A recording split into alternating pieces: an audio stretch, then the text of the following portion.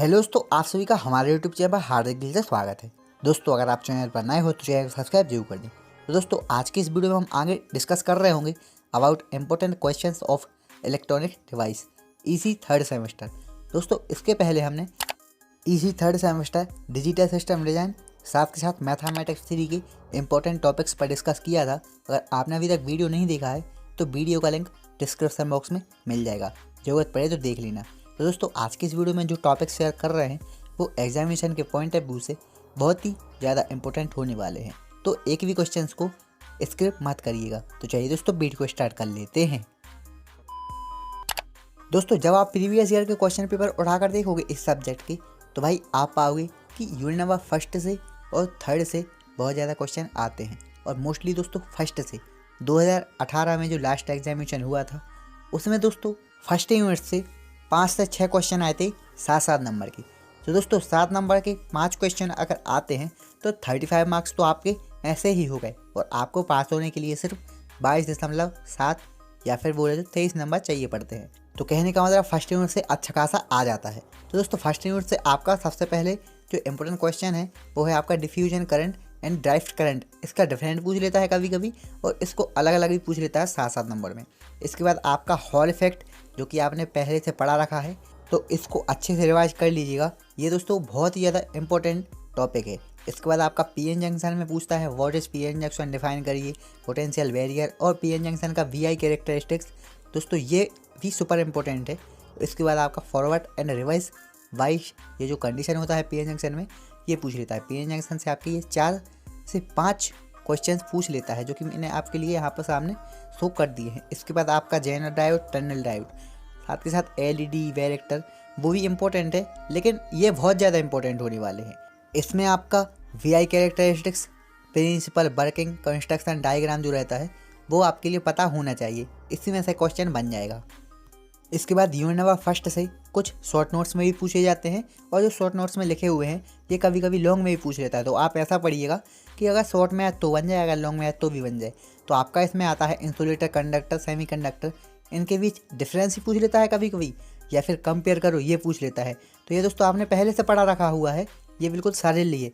इसके बाद आपका transition capacitance and diffusion capacitance, इसमें डिफरेंस पूछता है, और कभी कभी ये एक पूछ लेता है 7 नंबर में, जो कि आपका शॉर्ट नोट्स में पूछता है।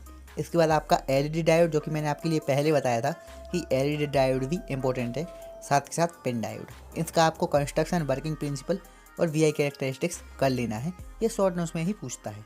दोस्तों यहाँ पर हमारा यूनिट नंबर फर्स्ट कंप्लीट हुआ। दोस्तों जो इंपॉर्टेंट क्वेश्चन टॉपिक्स दिख रहे हैं इनमें से आप एक भी स्किप मत करिएगा, नहीं तो दोस्तों आप ही को दिक्कत हो सकती है।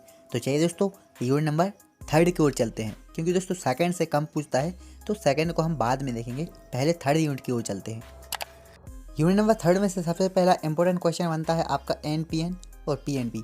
आपको सामने ये ऑब्लिक का चिन्ह दिख रहा है, ये ऑब्लिक का नहीं है।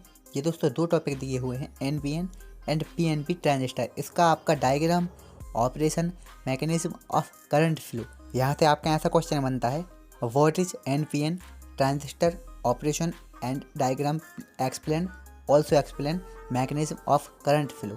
इस प्रकार का आपका क्वेश्चन बन जाता है। इसके बाद आता है आपका बीजेटी। इसमें आपका region of operation, early effect in BJT, working as a amplifier.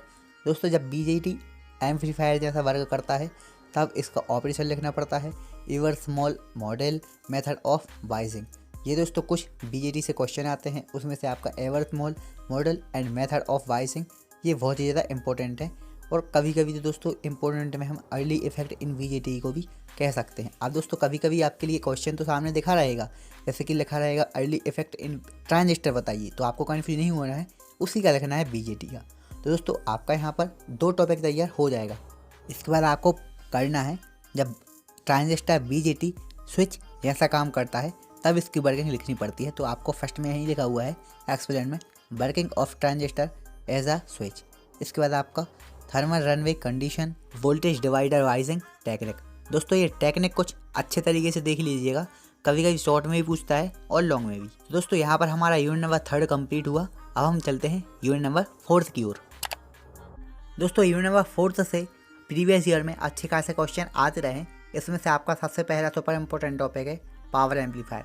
इसमें आपको class A push pull power amplifier, साथ के साथ class B push pull power amplifier करना है। उसके बाद आपका इसका कॉम्बिनेशन आ जाता है क्लास ए वी एम्पलीफायर, वो भी कर लेना है।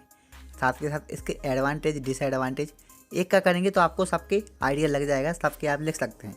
उसके बाद आपका working of class A and class A push pull में बहुत ज़्यादा डिफरेंस है, तो इसको अलग अलग आपको पढ़ना पड़ेगा, एक चीज़ ही नहीं है, इसलिए दोस्तों अलग अलग लिखिए। इसके बाद आपका नॉर्मल एम्पलीफायर आता है, इससे आपका डायलिंग टोन एम्पलीफायर, कैस्कोड एम्पलीफायर, साथ के साथ इफेक्ट ऑफ कैस्कोडिंग, ये एम्पलीफायर नॉर्मल एम्पलीफायर से बन जाता है। इसके बाद कभी कभी शॉर्ट नोट्स पूछता है, तो इसमें आपका पहला टॉपिक है H parameter equivalent of BJT, common emitter amplifier circuit, bootstrapping techniques. ये दोस्तों जो बूस्ट स्ट्रिपिंग टेक्निक्स है ये इस बार आने के चांसेस हैं, साथ के साथ ये क्वेश्चन तो आएंगे ही, लेकिन इसके ज़्यादा चांसेस हैं। इसके बाद आपका maximum collector efficiency of class a transformer. ये दोस्तों यहाँ पर आपके कुछ शॉर्ट नोट्स थे जो कि आपके लिए तैयार करना है। दोस्तों यहाँ पर हमारा यूनिट नंबर 4 कंप्लीट हुआ। चलिए दोस्तों अब हम चलते हैं यूनिट नंबर 5 की ओर। दोस्तों यूनिट नंबर 5 में सबसे पहला टॉपिक है आपका JEFT। इसमें आपका वर्किंग इट्स कैरेक्टरिस्टिक्स कर्व्स। इसमें दोस्तों जो कैरेक्टरिस्टिक्स कर्व है वो अलग अलग पूछता है, तो इसको आपको अलग से ही पढ़ना पड़ेगा। इसका कंस्ट्रक्शन, डिफरेंट वाइजिंग स्कीम्स यूज्ड, कौन कौन सी वाइजिंग स्कीम यूज्ड होती हैं इसमें डिफरेंट टाइप की, वो आपके लिए बताना पड़ेगा। इसके बाद आपका आता है मॉसफेट, प्रिंसिपल ऑफ डेफिलेशन मॉसफेट। ये दोस्तों डेफिलेशन मॉसफेट बार बार आता रहता है। इसके बाद आपका आता है इंसीमेंट मॉसफेट। इन दोनों के बीच कभी कभी डिफरेंस भी आता है, लेकिन अलग अलग मोस्टली टाइम पूछ लेता है। दोस्तों इसके बाद आपका principle construction diagram operation and its characteristics of UJT का भी आपका दोस्तों प्रिंसिपल वगैरह कंस्ट्रक्शन वगैरह याद करना पड़ेगा। एडवांटेज छोड़ना चाहे तो स्क्रिप्ट कर सकते हैं। इसके बाद आपको शॉर्ट नोट्स पढ़ना है FET ट्राइक SCR। अब SCR में कुछ टर्न ऑन मेथड है, ऑफ करने के लिए टर्न ऑफ मेथड है, तो दोस्तों वो कभी कभी पूछता है। 15 या फिर 14 के समथिंग पूछा था, लेकिन इस बार नहीं आएगा, चांसेस नहीं है बिल्कुल भी। तो दोस्तों आपको SCR का कुछ बेसिक आइडिया होना चाहिए। सिलिकॉन कंट्रोल रेक्टिफायर थायरिस्टर, बात एक ही है।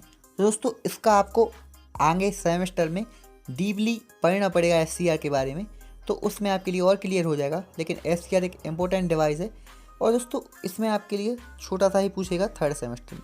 तो दोस्तों यहाँ पर हमारा 5th यूनिट कंप्लीट हुआ।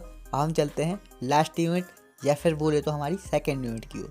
दोस्तों आपको पहले ही बता दें 2nd यूनिट के इंपॉर्टेंट टॉपिक्स क्वेश्चन शेयर करने के पहले कि भाई यूनिट नंबर 2 से 2018 में एक भी क्वेश्चन नहीं आया था, और चांसेस हैं कि 2022 में भी नहीं आएगा, क्योंकि दोस्तों 2016, 17, 18 में बहुत ही कम क्वेश्चन आए हैं और 18 में तो बिल्कुल भी नहीं आए हैं।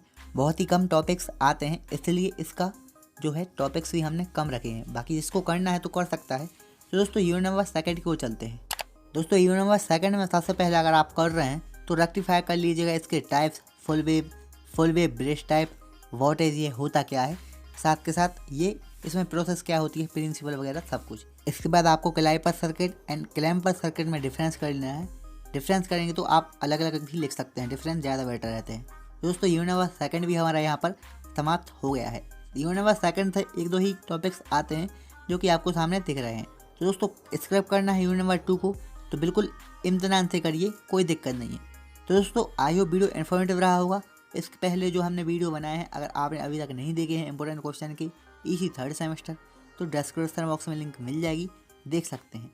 तो दोस्तों अगली नेक्स्ट वीडियो किस सब्जेक्ट पर चाहिए ज़्यादा होगा, तो दोस्तों आपका जो EMI है उसका इंपॉर्टेंट क्वेश्चन शेयर करेंगे। उसके बाद अपन नेटवर्क एनालिसिस का इंपॉर्टेंट क्वेश्चन शेयर करेंगे। तो दोस्तों चैनल पर बने रहिएगा, वीडियो में बने रहिएगा। तो दोस्तों अगर आप चैनल पर नए हो तो चैनल को कर दे सब्सक्राइब, वीडियो कर they like. Thanks for watching.